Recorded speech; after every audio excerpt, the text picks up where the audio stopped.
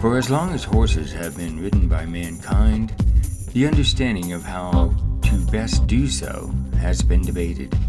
Many lives have been lost and a multitude of injuries have been suffered by both horse and rider across time.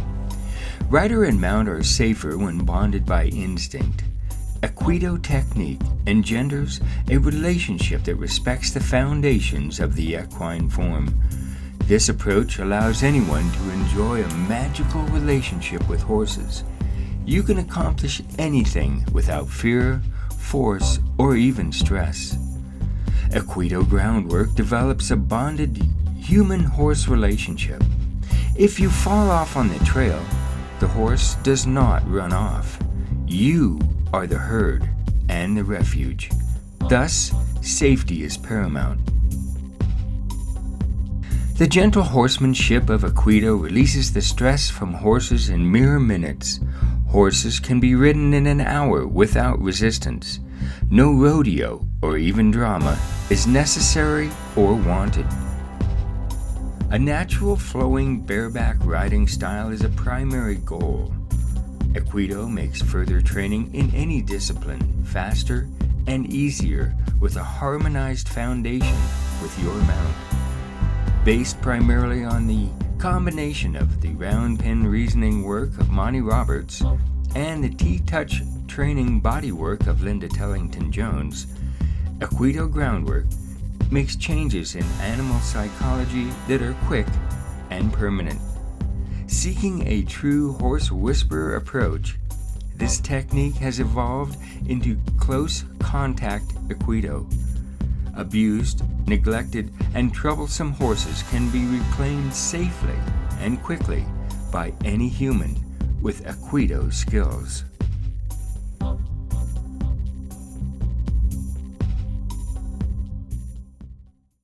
I'm David Gordon, and we're looking at my work with a horse named Gabriel.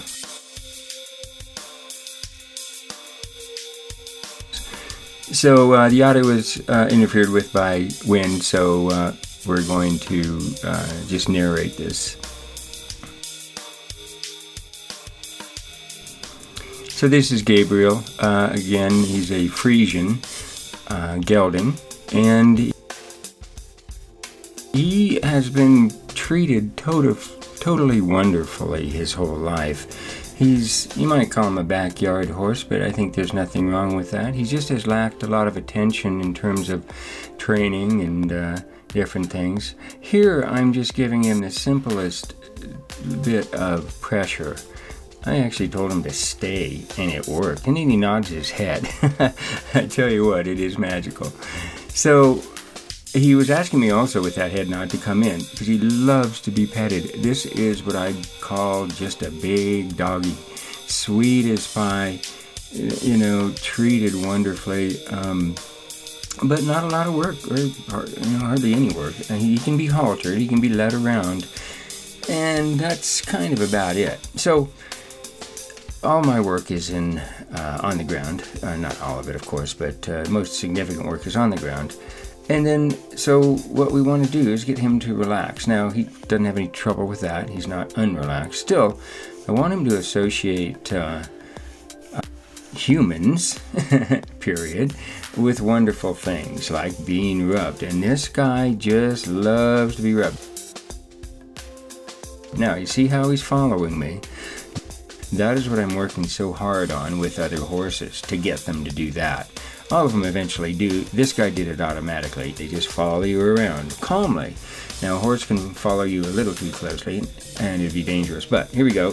Scratching him down with the, almost hard as I can. Getting in these areas he can't get to. Also at this time, just generally checking his responses to anything.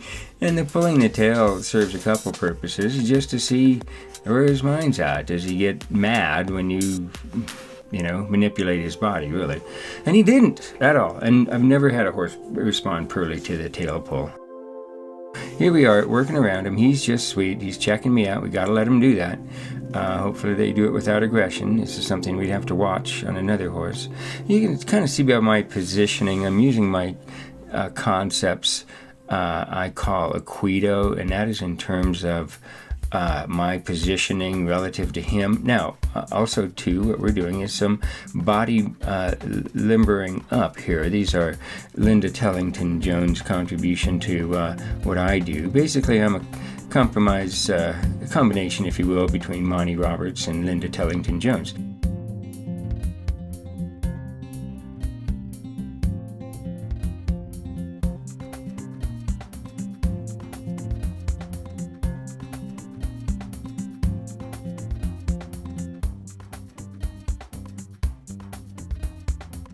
And you see how he marches right back up, even a little too much. He's just too sweet, is what I'm saying here. And he's you can see him licking and chewing, because even what I'm doing is putting pressures on him he hasn't experienced before. Everything we do is pressure. This is pressuring him a little, although he likes it. I got distracted with a fly there. But he just wants to associate that rope, the halter, and myself with wonderful feelings and rubbing, scratching, petting, care. Again, watch him walk with me. This is what we work to do. This is the join up that Monty Roberts talked about. It's already happened in this horse. Check the ears, totally forward, totally relaxed. Thank God they have ears. It is like a radar on top of their head you can watch to see what their mood is moment to moment. And he, again, is just sweet as pie, so I'm being real liberal with him in terms of letting him kind of get in my space and see what I'm made of. He hasn't, again, been handled much, other than well kept and fed. So, introducing the halter here. Again, he's been haltered, no big thing, but still, we treat every moment as if it's the first time he's ever done anything. First time he's been touched. If he turns away too much, well, we work with that. But this guy doesn't. First time he gets with the halter, does he turn away? We work with that. But again, this guy's already just happy to be here and loves to be handled and everything. And it's remarkable that such a big animal is just, they don't know they're big. I think that's one truism. Alright, now again we're using some Tellington-Jones kind of stuff, but also kind of just a relaxation. We can almost hypnotize them here. Often we can. They'll fall asleep just for a moment. But I'm also bending his neck, because a horse very typically stiffens up when a human's around them, and they work that way all their lives, and you can put a saddle on them and ride them and whatever, but they've habituated to a cringe, let's just call it, and this is a response to fear.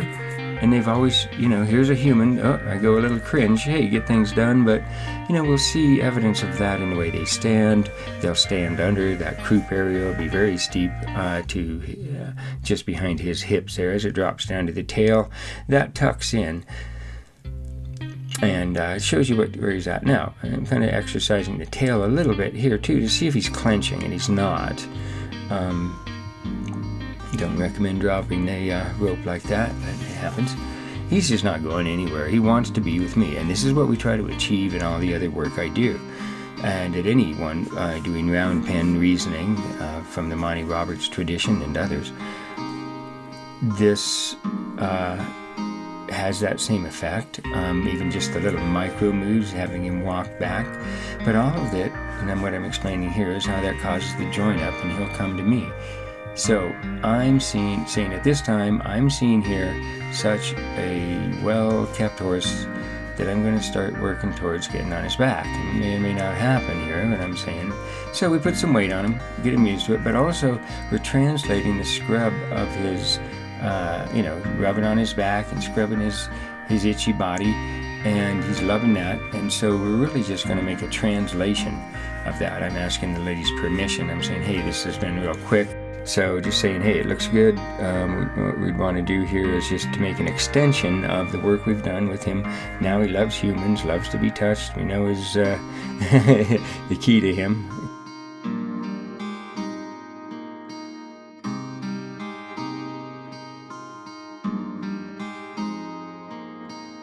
See, that was actually kind of dangerous there.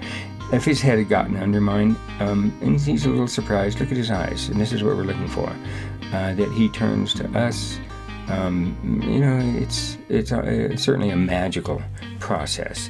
I kind of compare it to, what if you were in a dream and there was a a horse in the meadow and you wanted to ride this magical horse, if you will, and you could see that it was afraid of you, what would you do?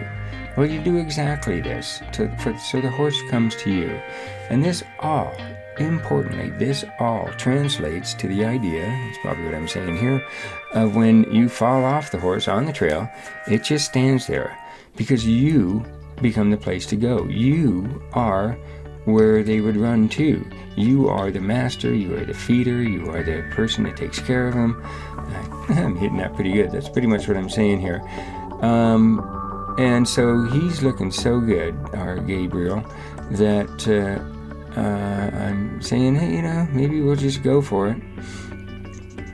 I'm bringing the rope around the neck. I love this rope halter I've been working with. I think I got it at Tractor Supply. And I'll have to get the manufacturer name. Anyways, it has many great attributes, and it hooks together like that without any use of metal. You can see the little rings down there. I put those on just so I can attach my reins. So I'll start the horse in just a halter with just reins. And another thing about actually that lead rope, while we see it here, it can't, if he puts his head down and the lead rope hits the ground, he steps on it, it's very dangerous. We don't want that to happen. So this assures that doesn't. It won't slip off his neck. Again, I'm putting pressure on him, just squeezing him and see where he gets uncomfortable. Staying with it, but letting him go. That's one of the fundamentals of my approach is you don't have to be perfect, but you do have to be inevitable. In other words, we want to get on his back. So we start a little and he says, no, that's enough of that. We step away. We start again. We get a little further. We step away when he gets uncomfortable. We start again. And eventually we're there. That's probably what I'm saying here.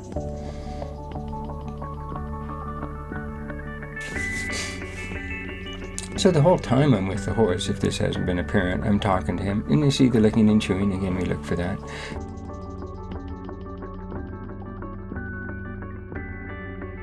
Yeah, this is where I remember rubbing my hat like that. Okay, I guess we're going to try to ride this thing. And it's, pretty serious commitment. You really never know what's going to happen. Although every indication we have seen here is he's completely calm, and we are going to make the getting on his back an extension of the rubbing and scratching that he so loves, and just put that scratching person, that's me, in a better position to scratch his back, literally. And he goes, oh, okay. And before he knows it, his favorite scratching person is sitting on his back, and it's a little different. We'll be careful as we do this. One of the things we look at is when we first get on, we stay very low and don't sit up, because you and your big hat and the sky behind him has never happened. And but if we start that slow, if we start everything slow, here I'm getting him to step over to the fence, and it's a little awkward. And if any other horse, I wouldn't be kind of doing what I'm doing there. It's a little too easy going, But he, again, is just the biggest, sweetest person you've ever met, and only wants some attention. Every bad reaction of his is simply fear. All right, here I go, leaning over more. And he says, that's enough of that. But you can see and I'm hanging on to him a bit just to make sure he doesn't bolt. See, that's where we test him, and then he just comes out of it, and I maintain the pressure.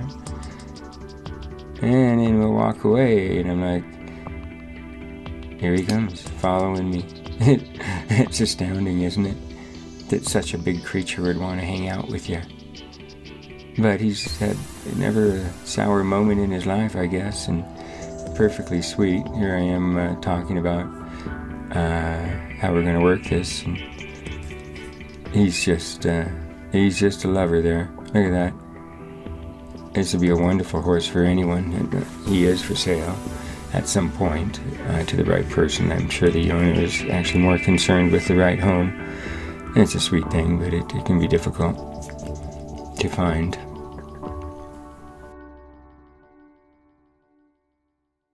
Alright, here we are, putting more pressure maintaining it, the weight, so that when I do get on her back, she's not surprised. He is not surprised, excuse me.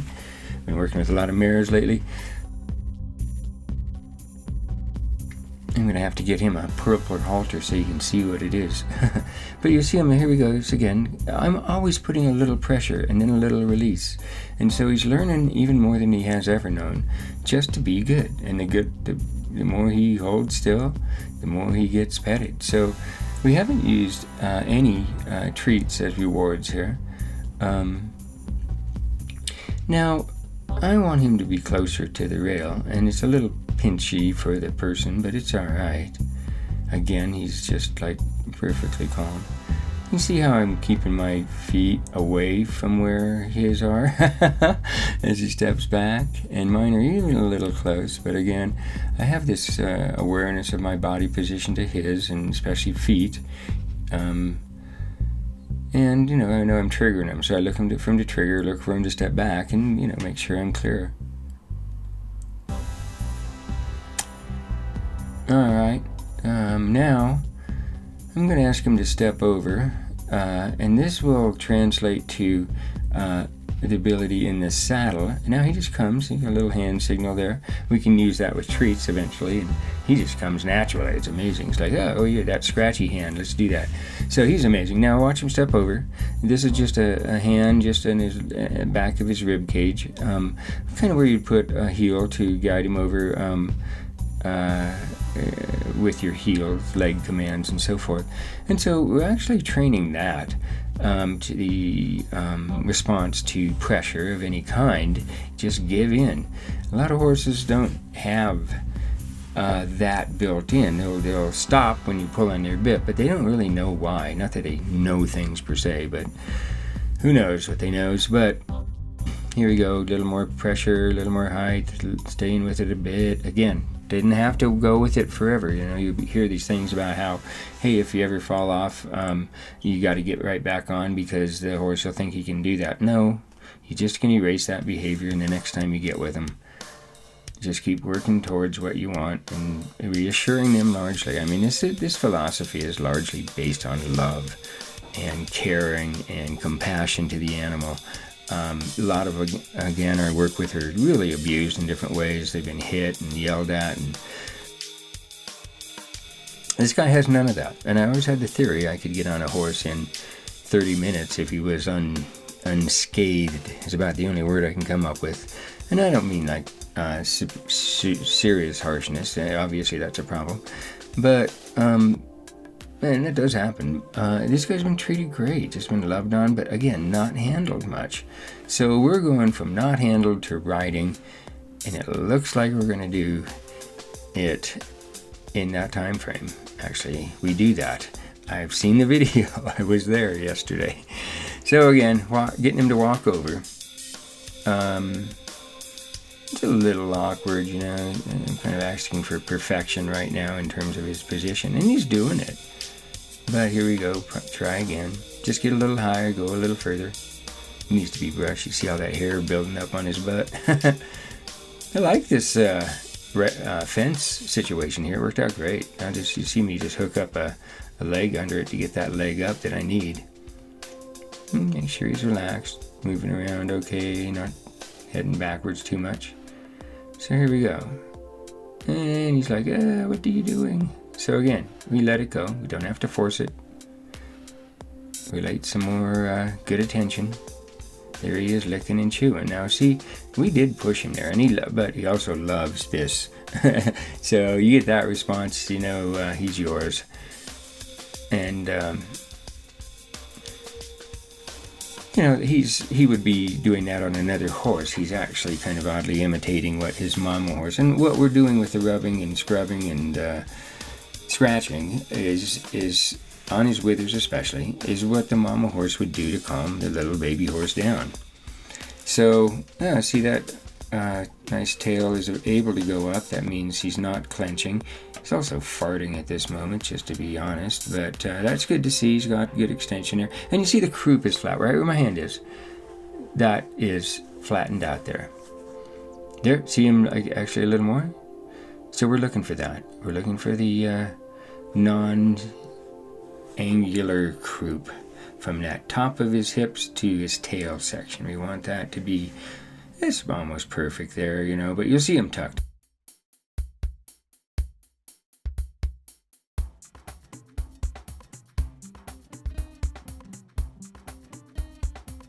And I'm pushing him. He's like not had this kind of thing going on. So this licking and chewing is the proverbial sign of him ruminating, thinking about things. And actually, what the most fascinating aspect of this, perhaps, in the deep story of it all here. And again, he's not been handled. He doesn't know to move when you push on him. So I'm teaching him that, to move away from pressure. And, they can get a little stuck, but you don't have to overwork it. Just let them get used to that and not kicking you. You can see how far away my body is positioned. I'm looking for that to see, and I'm watching his hoof intently. I'm watching his ears. I'll actually watch the shadow of his ears sometimes so I can turn my back. You don't really want to turn your back, but there's a time when you ask them. See, he's moving away pretty good there. And that's the most he's ever done. So, if he looks a little stiff, he's never done this before. He's never done any of this before. Never had a person push him around. He's been brushed a bit, but not that much even.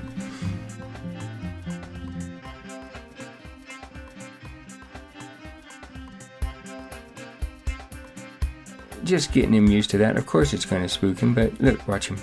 Toss his head. It's kind of like a game. He's tossing his head. It's like, hey, that's crazy. And then he's like, come back. He wants to play. We got to get this guy a horseball. Speaking of which, any person who would like to contribute to the barn or the horse or myself in my work, all together welcome.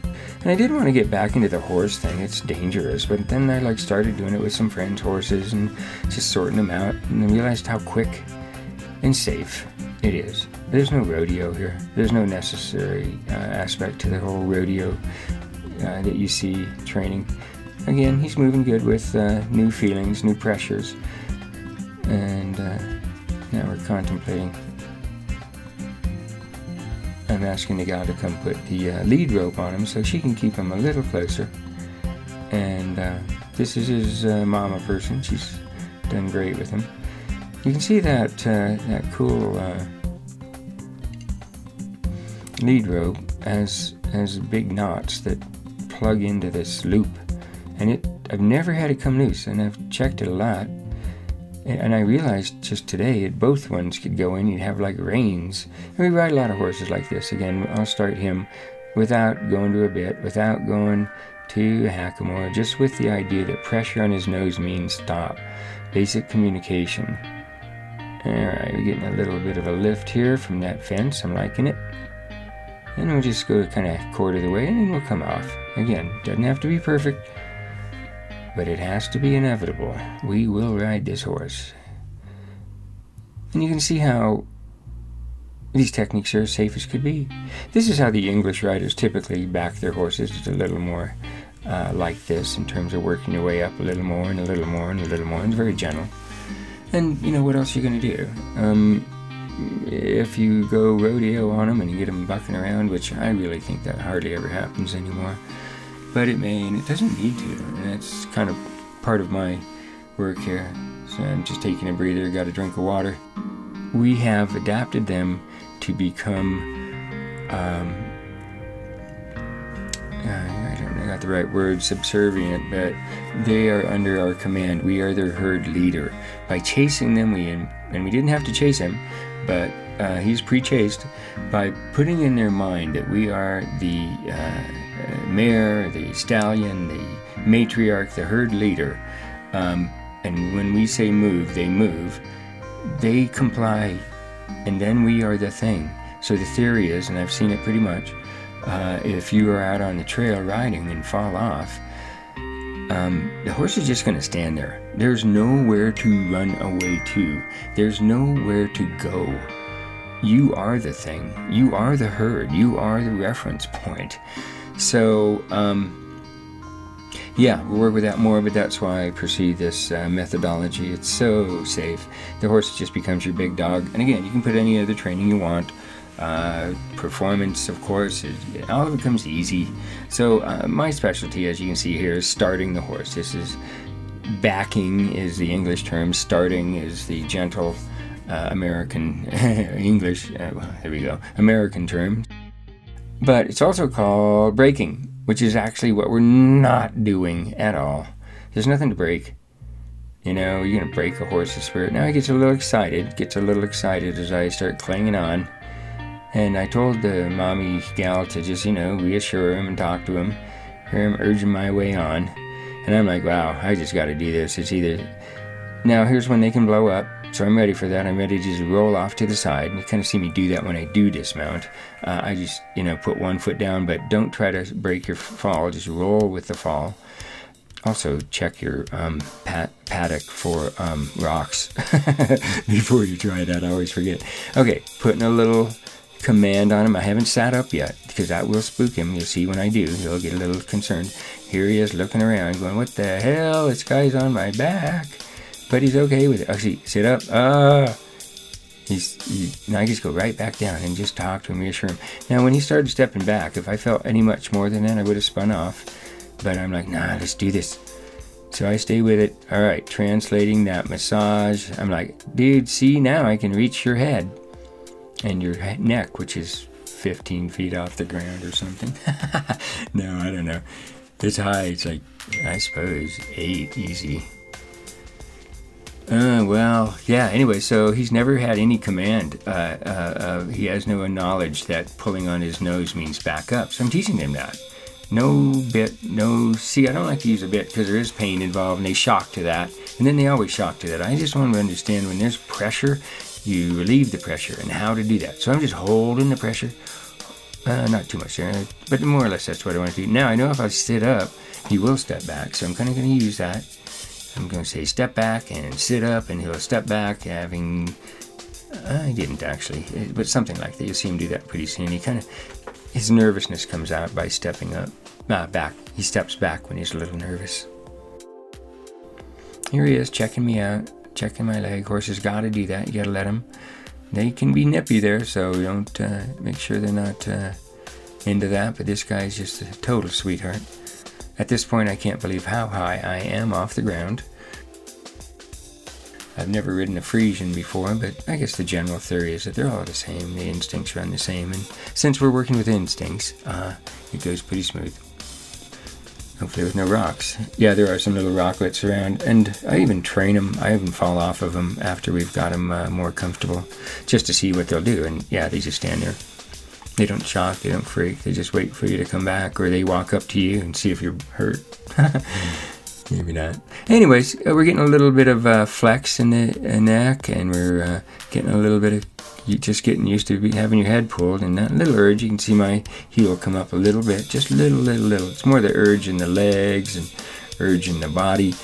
Don't really need him to step forward. Now, having urged on him, he's stepping back, again, a little uncomfortable, so we just give him time. Because we want this first backing to be a very good experience. Just fine experience. Nothing went wrong. No bucking, no biting, no running away, no worrying too much. So there you go. You see a horse being ridden for the first time ever and under completely calm and easygoing circumstances. And safe to me. He mostly goes backwards, which that's okay. And then I get a turn. See, that's what I'm looking for. Even that turn was huge. Now he knows when there's pull from that side, just see, try to this side. His head's moving, but I want to put a little, and I'm let him check me out again. But his head goes easy. We want his body to move. But again, we're just sitting on him is huge, and not being flung off is marvelous. Big sigh. You see that big sigh? Do it myself. Yeah, it's stressful. I'm all cool and calm on the outside, but I'm concerned deeply, if you might say, on the inside of activities, behaviors, responses, checking everything. Again, here we are trying to get him to go forward, and it's not working. And I don't, a little bit. Yeah, it does work. Not great. Now, here's the cool part. I realize that what I'd like him to do is walk forward without me urging too much. I don't want to give him a bad experience by having to kick him to go forward, right? So I want him to learn that the littlest urge means walk forward. So here I am, just massage, just taking it easy. And I think the tape will cut here in 1 second. And what we're going to do, we take a little break, and the lady runs and gets some treats for him. And so he sees her coming with the treats, and there he is watching her. And now I'm just waiting for that moment where he will just walk up to her. So under... And so I just take the time, relax, scrub him down a little bit. I guess scrubbing is a good word for it, just scratching with your gloves on. And